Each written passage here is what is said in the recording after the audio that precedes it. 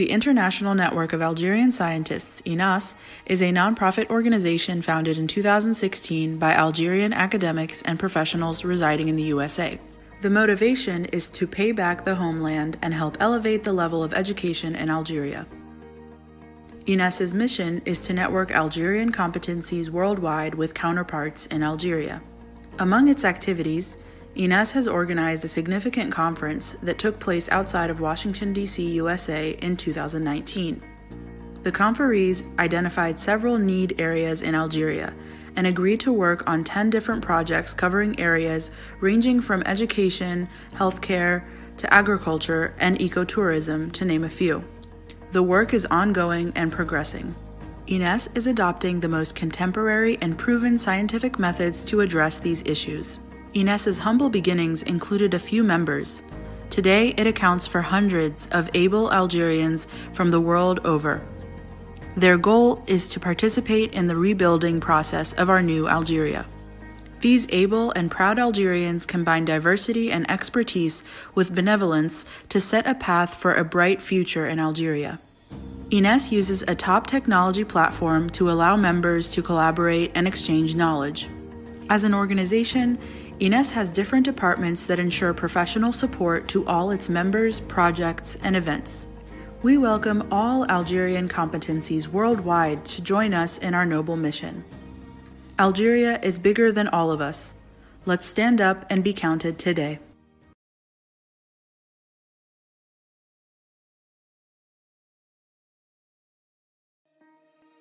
The International Network of الشبكة العالمية للعلماء الجزائريين إيناس هي منظمة غير ربحية تأسست عام 2016 من قبل أكاديميين ومهنيين جزائريين مقيمين في الولايات المتحدة الأمريكية. الهدف من وراء تأسيسها هو رد الجميل للوطن والمساعدة في رفع مستوى التعليم في الجزائر. مهمة إيناس هي ربط الكفاءات الجزائرية في جميع أنحاء العالم مع نظرائهم في الجزائر. من بين أنشطتها نظمت إيناس مؤتمراً مهماً عقد خارج العاصمة واشنطن في الولايات المتحدة الأمريكية عام 2019. حدد المشاركون في المؤتمر عدة قطاعات حيوية تحتاجها الجزائر، واتفقوا على العمل في 10 مشاريع تغطي مجالات مختلفة نذكر منها التعليم والرعاية الصحية والزراعة والسياحة البيئية إلى آخره. والعمل في هذه المشاريع لا زال قائما. تستخدم إيناس أكثر المناهج العلمية تطورا من أجل تسيير ومعالجة هذه المشاريع. البداية المتواضعة لإيناس تضمنت عددا قليلا من الأعضاء، وهي اليوم تضم مئات الجزائريين الأكفاء من جميع أنحاء العالم. هدفهم هو المشاركة في رد الجميل والمساهمة في بناء جزائرنا الجديدة. هذه الثلة من الكفاءات الجزائرية الفخورة بوطنها تجمع بين التنوع والخبرة مع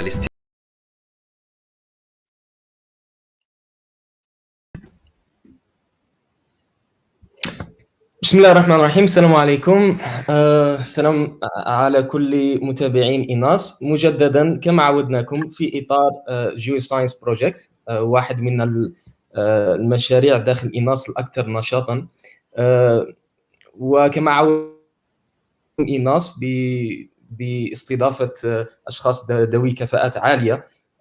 اليوم نستضيف دكتور، انتقلنا إلى المستوى العالمي، نستضيف دكتور من اليابان، وفي إطار دائما في إطار مشروع Geoscience. So I was just saying that welcome to all INAS followers, and we have the pleasure today to have a very honorable guest who's well, when CNN just invites someone to speak about that field, so he's very good in that field, and we are pleased to have him in INAS. So without further ado, I give the floor to Dr. Amrouche, who's the project leader of the Geoscience, and I'll give him the floor to introduce our guest, and don't hesitate to share this video and this live and to ask the questions, because this is a very good opportunity for all persons in the field. So go ahead, Dr. Amrouche. Thank you very much, Mohammed Bashir. Good morning or good afternoon, everyone. This is Mohammed Amrouche. I'm the project leader of the earthquake hazard mitigation project. So in this project, we are trying to provide some learning materials related to earthquake in order to enhance or to increase the resiliency as well as the hazard awareness of the earthquake risk in Algeria as well as other countries related to the earthquake. So today we are having our fifth webinar, and our fifth keynote speaker will be Dr.Kit Miyamoto. Good morning, Dr.Kit Miyamoto. You're joining us live from Sacramento in the USA. Thank you for having us. Thank you. So Dr.Kit Miyamoto is a world-leading expert in disaster resiliency, response and reconstruction. He provides expert engineering and policy consultation to the World Bank, USAID, UN agencies, as well as the governments and private sector. He is the chairman of the California Seismic Safety Commission in the USA, a global CEO of Miyamoto International, and the president of Miyamoto Relief, a non-profit organization aiming to help and support seismic risk communities.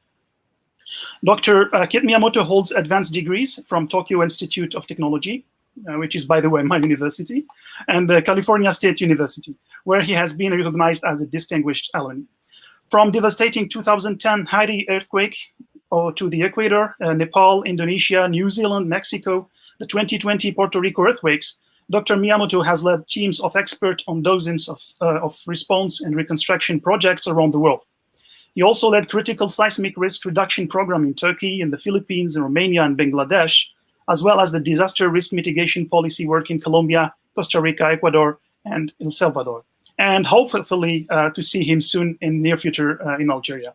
So today, Dr. Miyamoto accepted to share with us his expertise in this field, in this presentation titled "Why Retrofitting Old Buildings Increase Resiliency in the Community." So thank you again, Dr. Kit Miyamoto, and please go ahead. The floor is yours. Let me just share your slides, and you can start the presentation.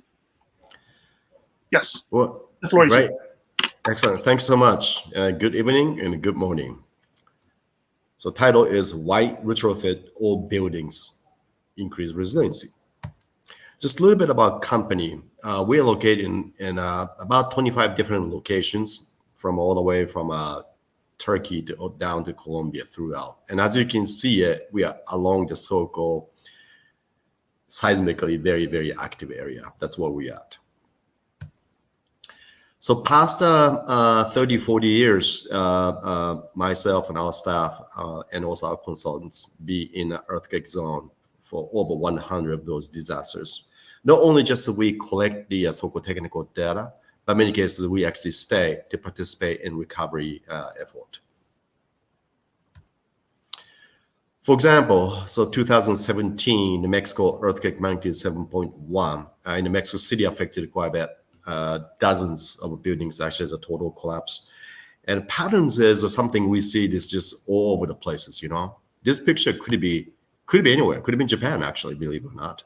It's just that the older concrete structures, older brick buildings, they are very dangerous, especially if anything built. In Mexico's case is that anything happened mid-1980s. And it's different from country to country because building code changed along the time. Algeria is around the 1980s, same thing. It's before that, those buildings are considered to be very, very dangerous buildings because of that detailing. What we call detailing means how we actually put the reinforcement in the concrete. Little things makes a huge difference, by the way. Little tie, little nuts, things like that. Just doesn't have the knowledge back then.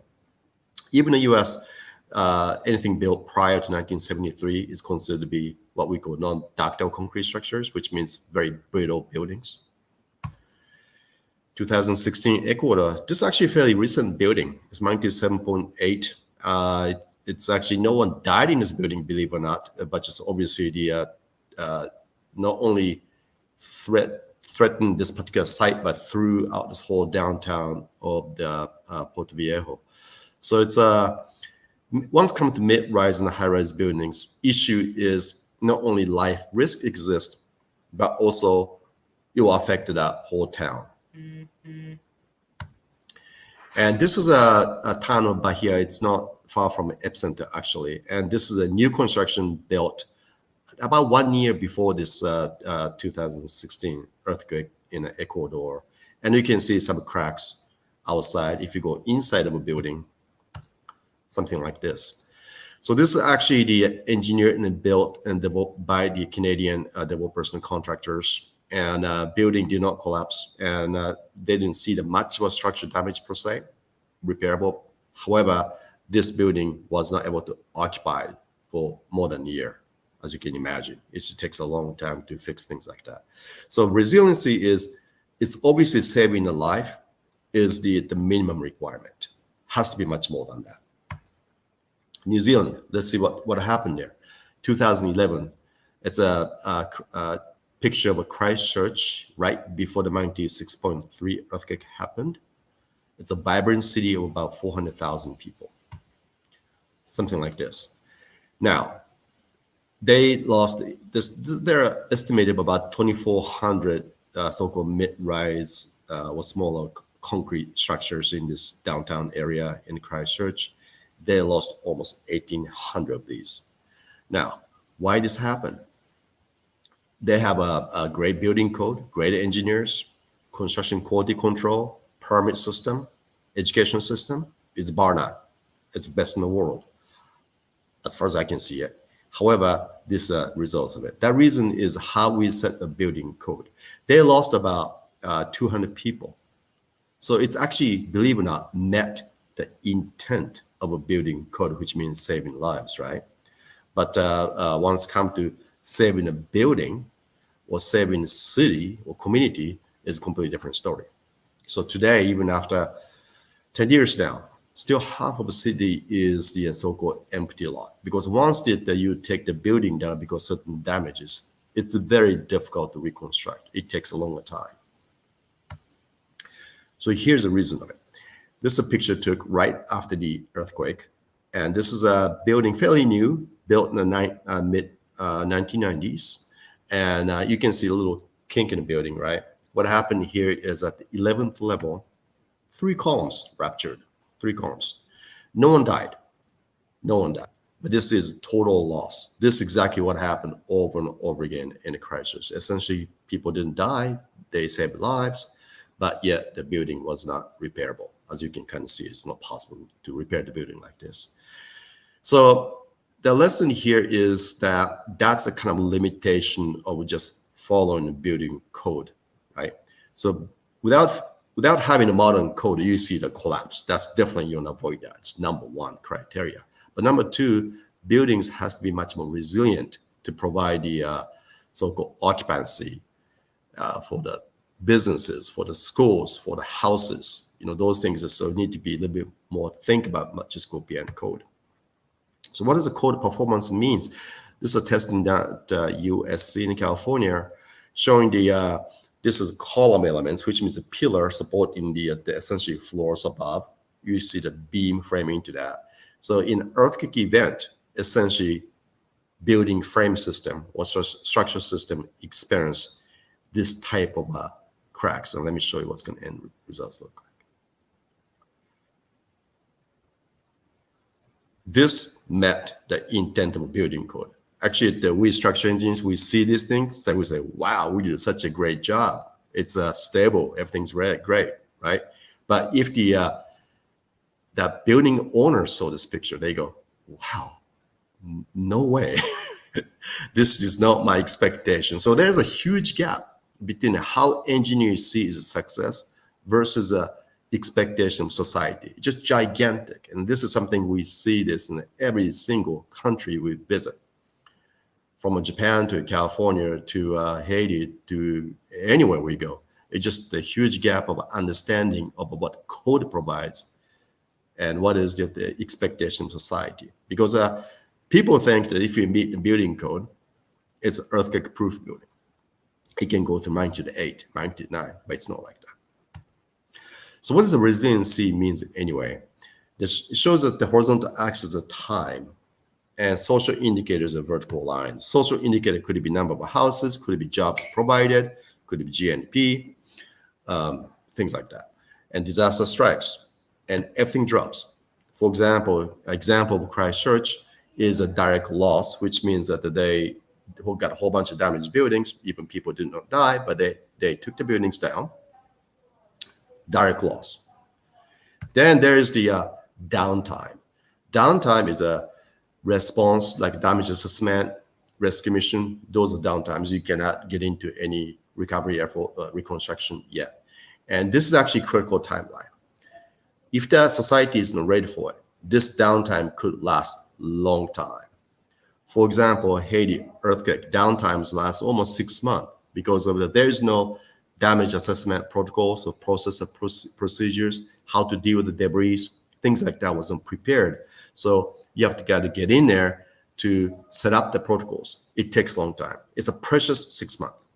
New Zealand case, downtime lasts almost in Christchurch, almost like 1 year because of the, they had enough of the insurance fund.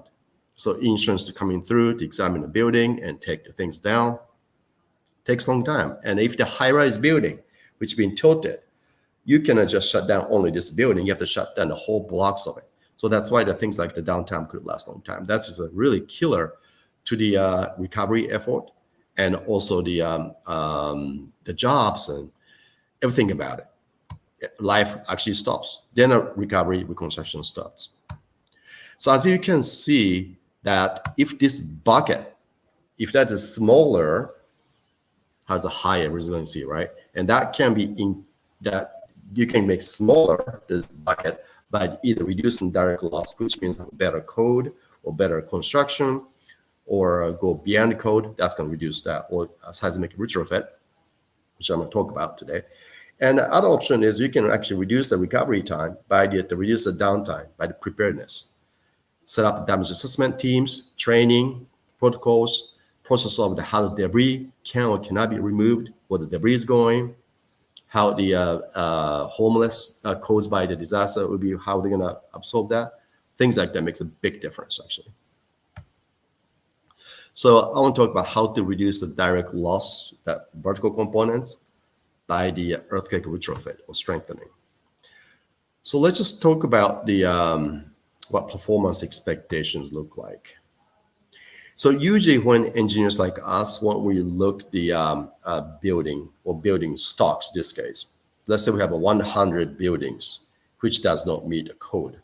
And we gauge by how much building moves, what we call displacement, which is a very important indicator of damages. If you move this much, as you can see, more damage, just be less damage, right? And if you have 100 buildings, even the exact same buildings you see, you're gonna see the bell curve like that, always like that. So here's a building stocks without meeting no code or order code, right? If you follow the current code, what happens is a movement get less, which means the displacement of a structure get less. So also the get narrow the band, certainty getting higher. If you go enhance, go beyond code, such as using the seismic damping devices. There's many different technique and technology. Even simply providing the rigorous construction inspection process, things like that makes a big difference, by the way. You're gonna reduce the movement of building, which means damage, and certainty getting higher, so that narrow the band. And some of technologies like a base isolation, which is being used widely in Japan and other countries, it definitely give you much more higher certainty, and displacement get less and less damage. So you can see that how the engineers, we gauge the damage of buildings based on the displacement, and different technologies, technique available to get the higher certainty and less damage. So what's the cost of it? Well, let's talk about it. Let's say that the cost of this known code means someone's going to build a building, it's not meeting the building code because construction techniques are not quite right and so on, which is actually very usual in many countries. We saw that. Let's say cost is 100. What does that mean to make per code? It doesn't add much. This is a pretty amazing thing, you know. People think that, okay, we're gonna shave a little bit of concrete, shave a little reinforcement, and we're just gonna make saving the cost. You're talking about less than half to 1% usually, just to meet the building code. So can you imagine such a small amount of money to save lives? Non-code means it's a dangerous thing. You saw those pictures. People die from those things. You know, if you don't follow the code, people die. Code just only a little bit of money makes a huge difference. Isn't that amazing? Even if they're using this technology like seismic dampers or seismic system like that, you only add a couple percentage more, by the way. So some say that, hey, Kit, those are high-tech devices not affordable in poor countries. Well, my experience tells me completely it's not true. There are buildings now in Haiti, there are buildings in Nepal, which is a seismic damping devices. It's completely affordable because the total cost of a buildings, which included all the elements, right? Not only structural elements, but has the mechanical, architectural, windows, everything. So if you look at the structural enhancement cost as a total construction cost, it's almost free. Even isolation, which is what it is the if the building like this attached to the ground shakes, the building shake with, right? Isolation is essentially providing an air gap. So buildings move, ground moves, buildings stay same place, but you can put air gaps. So put the rollers. That's what we call isolations. So it does have a really great, it's a great technology, almost earthquake proof, you can see, but it's definitely cost is much more than any other system. But even so, even isolations, you're talking about 10%, that's it. So this is one example of this old concrete structure in California, and had the really constraint of a cost to retrofit. Owners want to retrofit this building because this was based in Sacramento. It's close to Napa, and Napa, we had an earthquake in Napa about 3-4 years ago, and it's affected this particular building.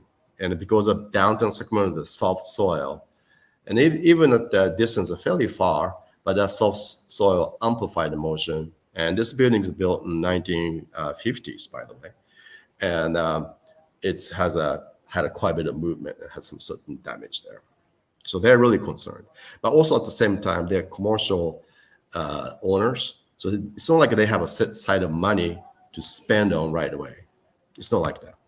So here what we use is a fluid viscous dampers. What this is it's essentially shock absorber.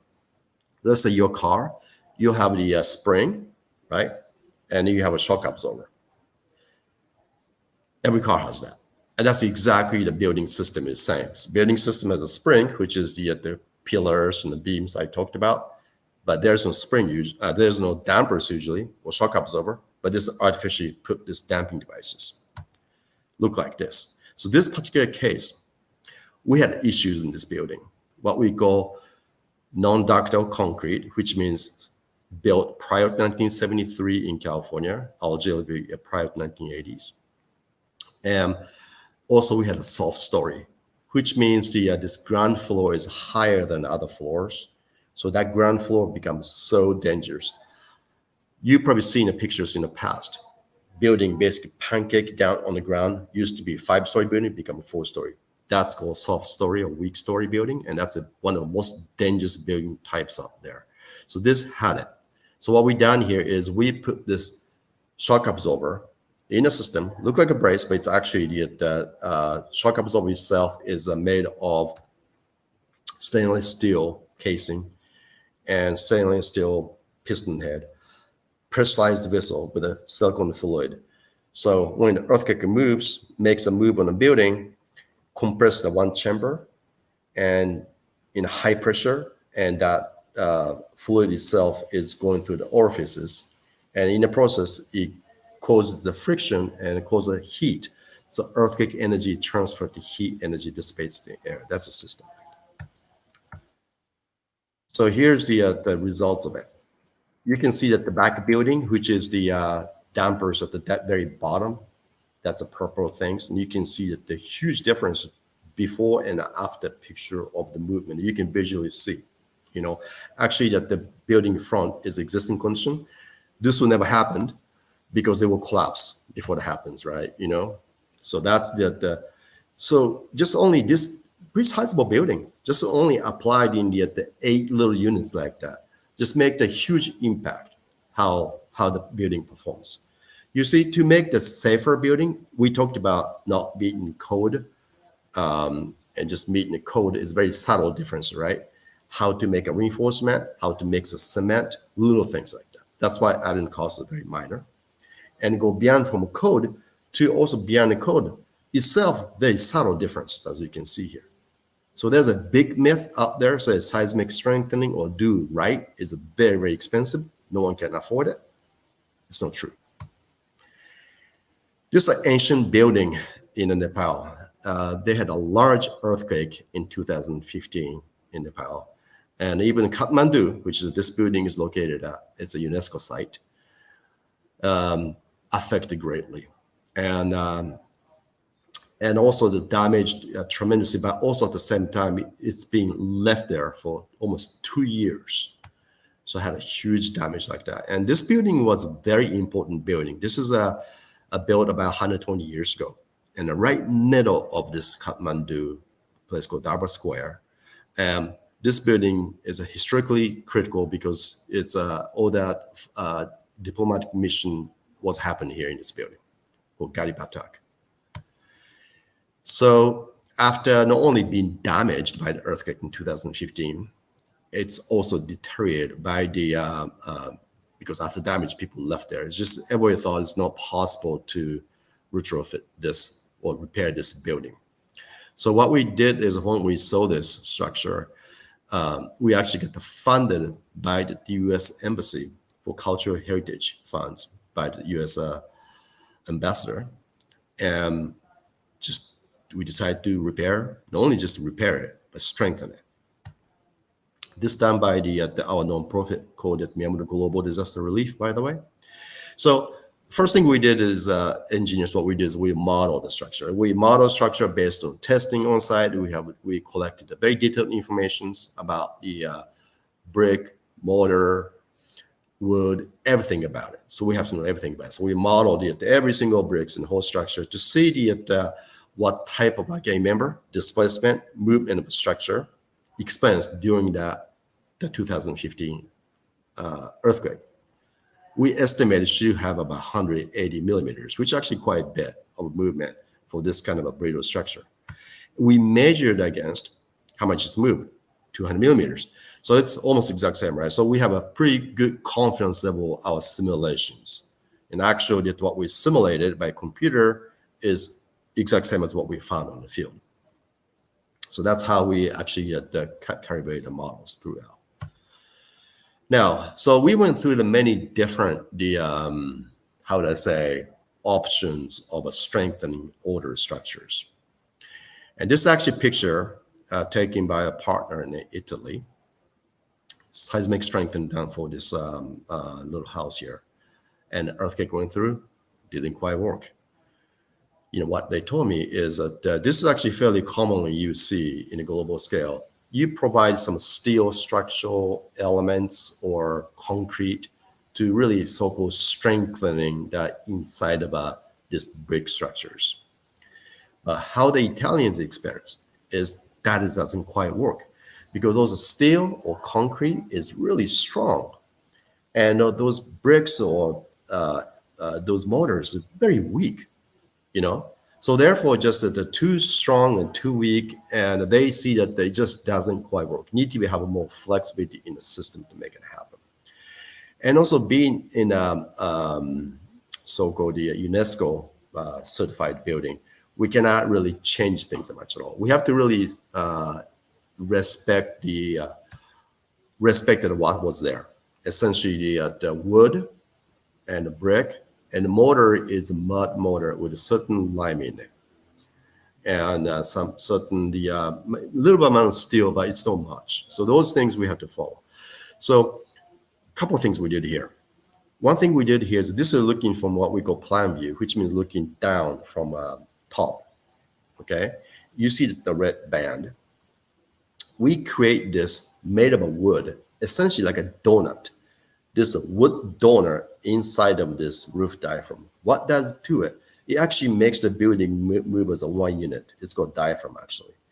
And we did that. And also we connect. So there's a truss, actually existing truss between the this roof, right? Or ceiling. And then we connect this truss from one side of a wall to the other side of the wall. So everything moves as a one unit. That's what we call integrity of a system. Integrity of a system for this masonry buildings are very critical. And it cannot be too strong. You cannot make of a steel, something at the very flexible to move along with it. And also there's a towers, there's a stair towers and the four corners of this building. This is actually very strong elements. That's like an anchored point. So what we did is we reinforce those things with steel rod, just a little bit amount of steel rod being used here to reinforce this, to everything tied into it. That's the whole system like that. And also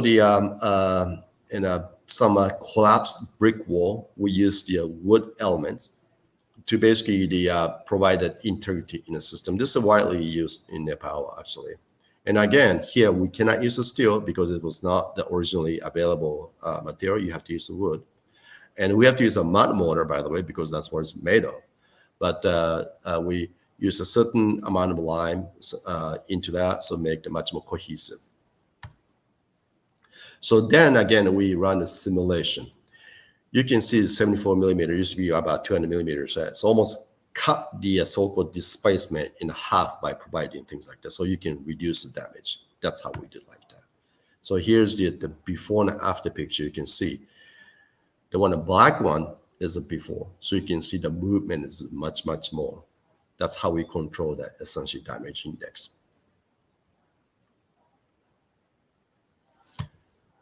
Construction went through right after.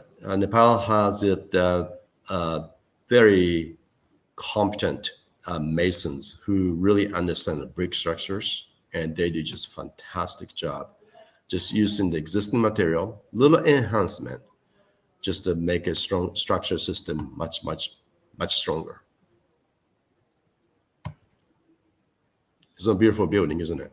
You know, I think preserving the culture is so critical, you know, and Algeria have obviously the country has a tremendous amount of assets, and they are really exposed to this potential earthquake damage hazard risk, and there are ways to actually make it stronger very cheaply actually right now. You know, that's so much easier than before, after the things happen, right? So this project actually won the Engineers Record as a global best projects award, actually the best in the whole world. You know, this is actually not a huge structure. Its cost was about $700,000. And many of the so-called best projects, they're talking about 50-story buildings and stuff like that, right? So it's a very tiny building, but ENR thought this is very impactful. This is actually showed that heritage buildings can be repaired, preserved, using the original intent, don't have to do something drastically different and cost effective. Not only that, this is such an important monument to the nation of Nepal. It's given it such a confidence. You know, I think that's a really critical part of it. And it's all done by the Nepali Masons, and I think it's a fantastic building. So now we talked about how to reduce the direct loss. Now, how we can reduce recovery time? How can we do that? So, which means that the preparedness is the most important. And over the years, we found is to do preparedness, such as the setup damage assessment process, training, and a legal understanding of the how to deal with the debris. Debris is actually a big part of it. How to demo buildings out, where debris is going, and many of those buildings are private buildings. So how are we going to deal with that? Those things are a big deal.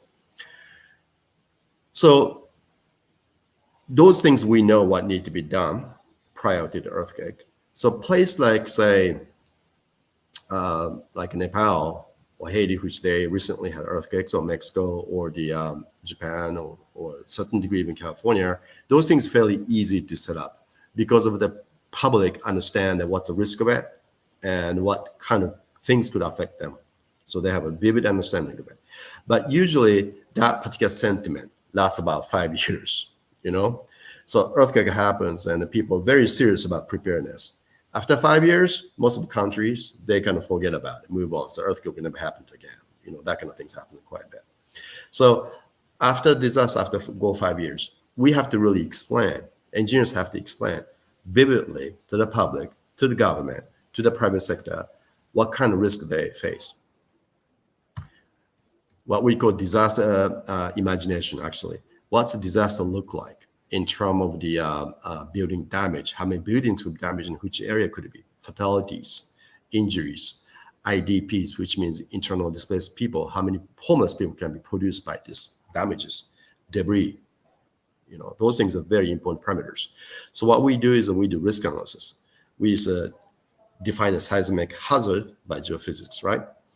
And have a building fragility, which means that what kind of building exists and how fragile or how robust each building type look like, and building exposure database, which means what kind of buildings or stocks of materials exist in the city. So having the three data, we use a probabilistic evaluation to identify that probabilistically how much building damage and fatalities and so on. So this is actually one country. This is a project actually financed by USAID, and looking at this Mexico actually, seeing at the place called Zapopan, looking at what type of the hazard exists. Those are a lot of information available in many countries already. Then conduct the field survey to have a sampling of the building stocks, and use a probabilistic approach to see the forecast, what kind of building stock exists. That's what we call exposure data. Then understand the building typology, archetypes, concrete masonry to steel to bricks to many type of buildings exist. So you need to understand that and fragility of it. Then you run the simulations. Essentially, usually we run about 6,000 to 10,000 so-called simulation of this event, and understand take average actually, understand what is the damage look like. So this particular area, what we call red tag building, which is the either collapsed or damaged heavily, can enter. That is almost about 20 to 30% of building stock. That's a huge number, right? And look at debris. This case is 2.5 million cubic meters. I mean, this is a huge amount. So this is a huge issue with that. And the fatality is almost 2,000 people as potentially exposed. So these data is so critical to vividly describe that in a community to the government. And so we can get buy-in from certain actions right now. Zapopan never had experienced a major earthquake for a long time. So they didn't really have the urgency. Now seeing that, we can work with the civil protection to see that what kind of things has to be gapped there. They have a great universities, engineers. Just yet they need to connect that so civil protections and universities and government, they can actually provide this, set up this damage assessment protocol, how to go about it, training, technology, and those things are essentially set up as we speak now. That's going to save them 3 to 4 months, maybe even longer, for the critical time of this downtime reduction. That's a key part of it. So I think there are many ways to, as you can see, increase the resiliency in a city or building itself, right? You can do with the using the direct loss reduction by make sure to meet the building code, especially by the inspections and stuff like that. That's so critical.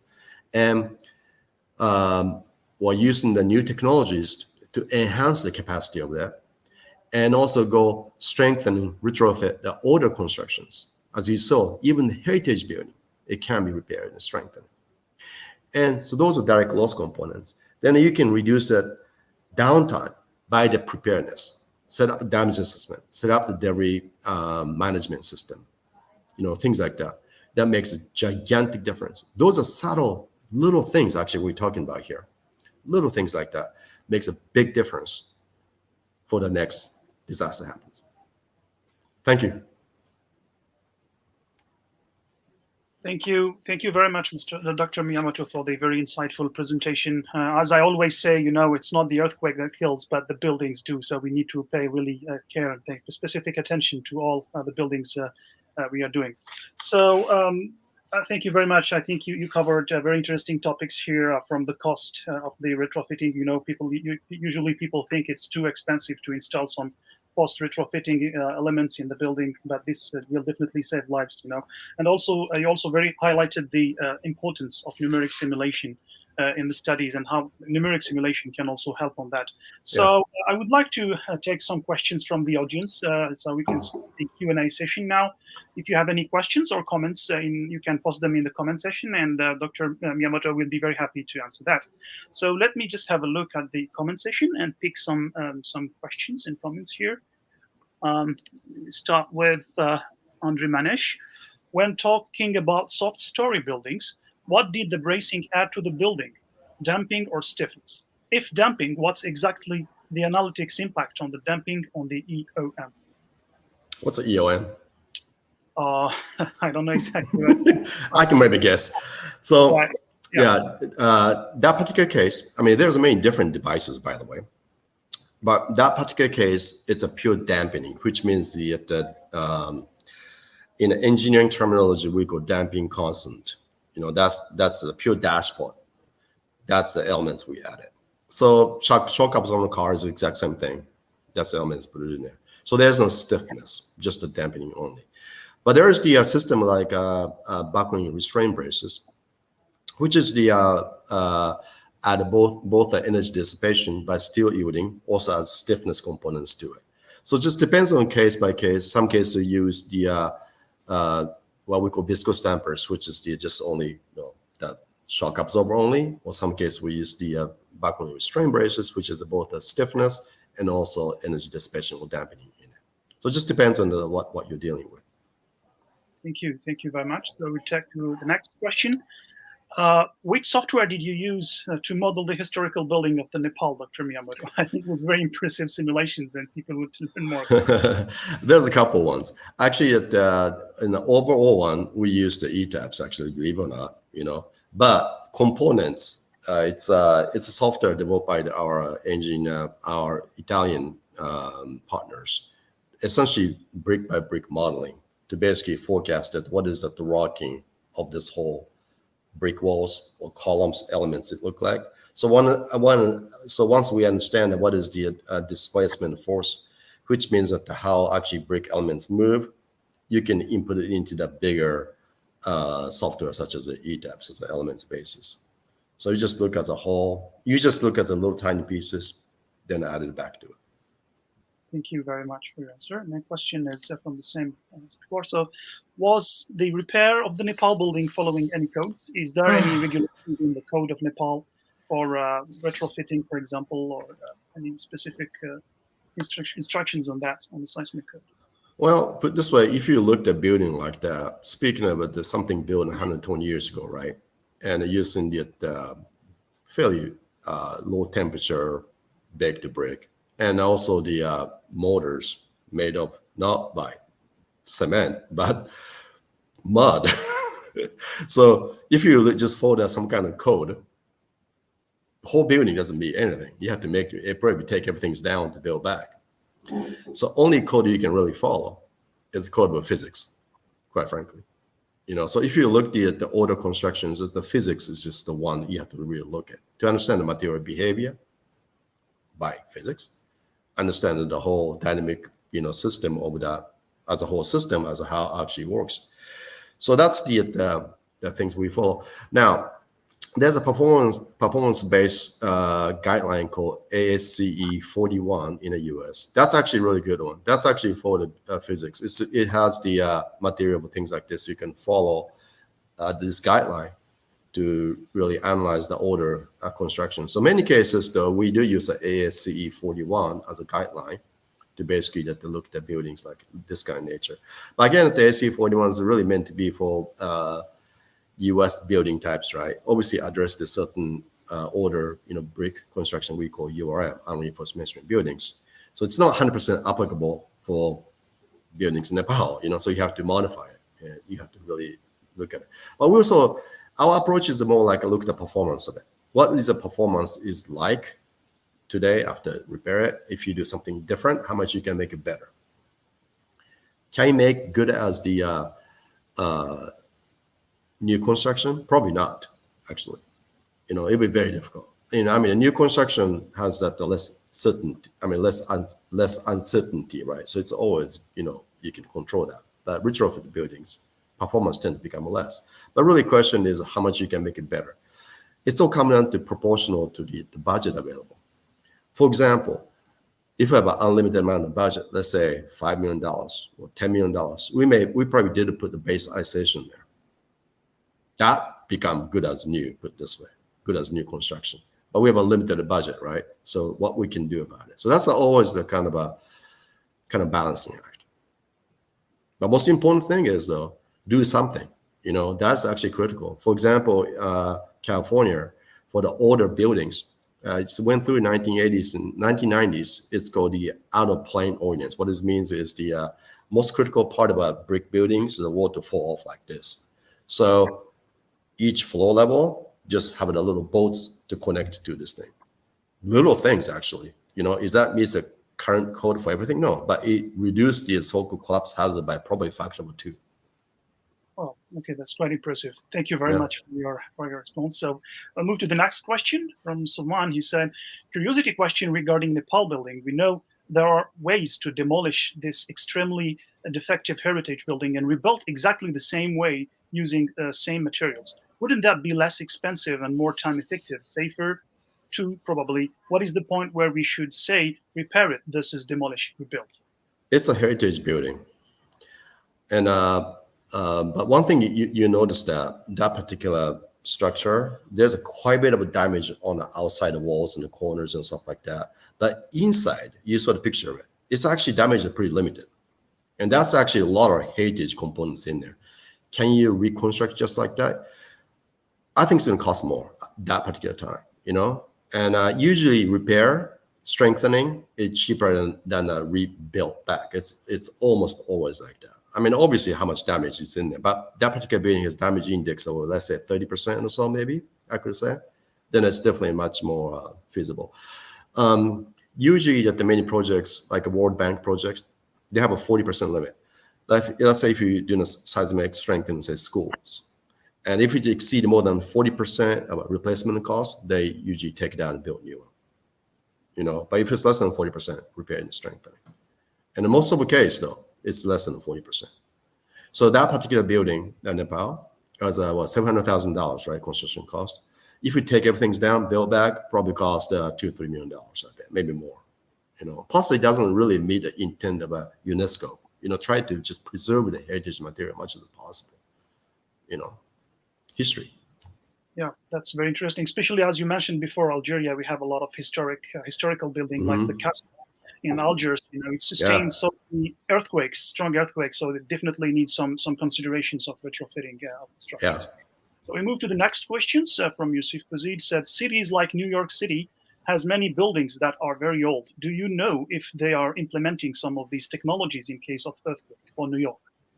Well, good news is New York City is bad news, New York City have hurricanes, but good news, it doesn't have the earthquakes, So if the risk is less, hazard less, like in New York or Texas or, some parts of even California, then you don't get into much of a seismic risk reduction programs. You want to really spend the money and effort where the real issue is. Okay, thank you. Algeria, that northern part of the country has just tremendous risk, and I think it's definitely the seismic retrofit, a program like what we're talking about, would be very, very effective in a country like that, because risk is high. Yeah, thank you very much. Move to the next question from Sid Ahmed. Says, what are the analysis methods that can be used to measure the actual bearing capacity of existing buildings? So bearing capacity, usually when we talk bearing capacity, means how much building can take on a vertical loading, right? So when you look like that, essentially look at the foundations and how robust the foundation. That's what we call bearing capacity. But usually at the older buildings, those things are not really an issue because the building's been there for many, many years, so sometimes hundreds of years. Everything settlements happen, So bearing capacity per se, if that's the question is, usually it's not much of issues there. Thank you very much. Moving to the next question from Bashir. For the existing building which does not generally comply with the codes, what are the priorities to reduce its vulnerability and increase its resilience? Thanks. Yeah, I like this question. So it's see, if somebody said that let's make it perfect, let's make let's meet the building code, it doesn't work. California, there is that statute which passed 30 some years ago, maybe. It's called SB 1953, which addressed all the hospital buildings in California to meet the code per se, right? It becomes so expensive, so expensive that they keep extending deadlines because hospitals cannot afford to fix it like that, you know? So if you become cost profitable, it's not possible. Remember, I talked about one example of brick buildings in California where it just tried to just address this bolts. That's it, right? So that become a really popular program. And sure, if you put some bolts, put some braces, all kind of stuff, even you can make it better. But at a certain point, it's not affordable. If it's not affordable, no actions. Just like this hospital is a great example, right? So you don't want to cause no actions. So that's why the cost component is so critical. Sometimes do little things makes a huge difference. For example, you have a lot of also brick buildings too. In many cases, people die by just down the building collapsing because of the parapet, that roof wall, a little bit above the roof line, that's fall off. That's really dangerous. It kill a lot of people, by the way. So just bracing those things makes a huge difference in the risk reduction. Remember, this is a risk reduction, risk management, right? No risk elimination. That's actually key there. And spending the first dollar, that's the probably most impactful than the next $9, actually. Okay, thank you very much for your answer. So I have a question, a personal questions I was very curious about is from your experience and your different, you traveled all around the world, what would you recommend as a buildings to be retrofitted as a priority? Do you recommend, for example, schools, kindergartens, or high-rise building, for example? I don't know exactly what is how Japan prioritized this, but if we have to put some money to retrofit some key buildings in a community, what would it be? Schools. It's just no question about it. I mean, usually school buildings pretty dangerous throughout the world, by the way, and it's pretty much common actually, because that school buildings usually built fairly rapidly, and in many cases very old. Some cases maintenance not very good either, and they're usually 2-3 story kind of concrete structure or brick structures, and they're vulnerable, very vulnerable. And we have most important assets, right? Kids. I think that's how we do. And that's a great example. Like, for example, Istanbul, Turkey, about mid-2005, they started off a program called ISMAP. They address 2,000 school buildings and hospitals, by the way. And that's their focus, just strengthen the focus, because Istanbul, Turkey had this very mid-rise, very dangerous school buildings. And the public is keenly aware of the seismic hazard, and many schools collapse in prior events. So they just spend a huge effort to just doing that, and that's really trying to be one of the best programs in the world, by the way. So that program still exists. Not only they strengthen all the schools in Istanbul, but go beyond Istanbul now. So it's definitely a great program. Japan too, the whole bunch of older concrete structures, they're very dangerous. So they are definitely, they are actually almost complete, all the retrofit, all the concrete structures. California, same thing. So I think that's something that if there's a limited amount of money, that's what I would spend on, to really look at schools. Next one's maybe hospital, because hospitals are really critical for the emergency response and all that. Thank you very much. Thank you very much, Dr. Miyamoto, for your answer. So we are almost running out of time. We still have just 4 minutes before we close. So I will take one last question or comments. So Dr. Amina of the Summit says, thank you very much for this nice presentation, Dr. Kit. I retrofit the historical mosque of Delhi after the 2003 Boomer Death earthquake, and we use Strauss's 7 software to model before and after the repair solutions. So yeah, this is maybe a comment. I think it's fantastic. I think it's great. It's Unfortunately, it's a 2003 earthquake, but fortunately that caused the movement, right? It's kind of like that. So when a little earthquake happens, that's where you want to hit. So yeah, Amina did such a great job, And those heritage buildings not only dangerous, but that's really the culture. That's a history of the country, right? That's critical too. So yeah, we should fix the schools. We should address the heritage buildings because that's culture and history. I think that's probably I would pick those two places to do that. Yeah, thank you very much, Dr. Miyamoto, for your presentation and for answering most of the questions and the comments.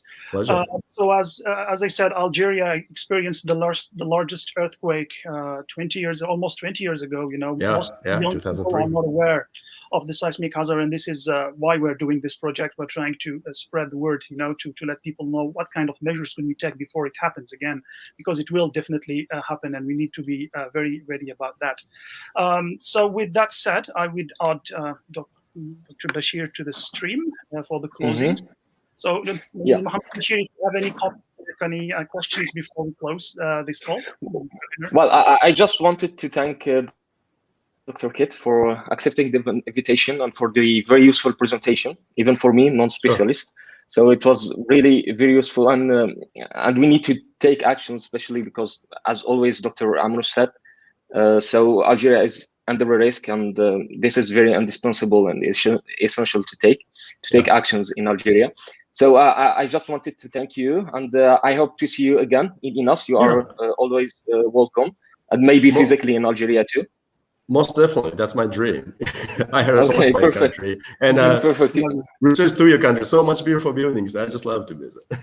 Well, you are the most welcome, man. So I wanted also to thank Dr. Amrouche for organizing this, and because it's like 2 a.m. in Tokyo, it's the next day there. So yeah, thank you very much for being patient, and yeah, I just wanted to say also that this video, if you missed anything, you can find it in YouTube or Facebook. So it's recorded there, and you can return to it anytime you want. And I wanted also to invite all the interested in these fields to join Dr. Amrouche's team in INAS and help us with this. And yeah, this is it for me. Thank you very much. Thank you very much, Mohammed Bashir. I just would like to take one personal moment, one comment I would like to communicate to all the geoscience engineering community. So as many people know in Algeria, especially geoscientists, Algeria had a terrible loss by the death of Dr. Asya Harbi, who was fighting cancer, and she died and passed away last month. So I just would like to let you know, people, that she was the first person I invited for this event, and she was very supportive. Actually, I invited her to give the first webinar on the historic seismicity of Algeria. She replied to me at the beginning of the year, but because she was struggling with the cancer, she couldn't make it, and she was very supportive and about this project. And probably without her, this project would never kick off. So as we say in Algeria, we really pray for her soul, and she was an inspiration for all geoscientists and structural engineers, and I hope that she will remain this model for earthquake engineering and geoscience community in Algeria. So with that said, I would like to thank you, Dr. Miyamoto, for your very fruitful and presentation from California, and also for Mohammed Bashir, as well as all our audience. With that said, I will close this webinar. I tell you, hoping to see you in the next webinar next month, hopefully. And since the Eid al-Adha is very soon, I just tell you Eidkum Mubarak. Thank you again very much for everyone, and thank you for Dr. Miyamoto for joining. Such a pleasure. Thank you all. Assalamu alaikum.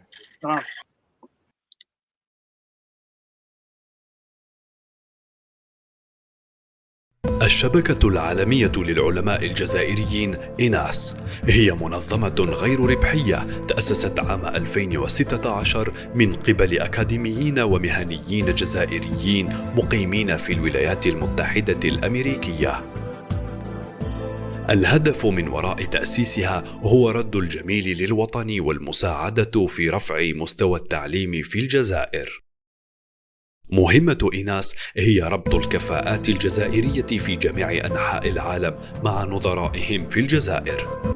من بين أنشطتها نظمت إيناس مؤتمرا مهما عقد خارج العاصمة واشنطن في الولايات المتحدة الأمريكية عام 2019.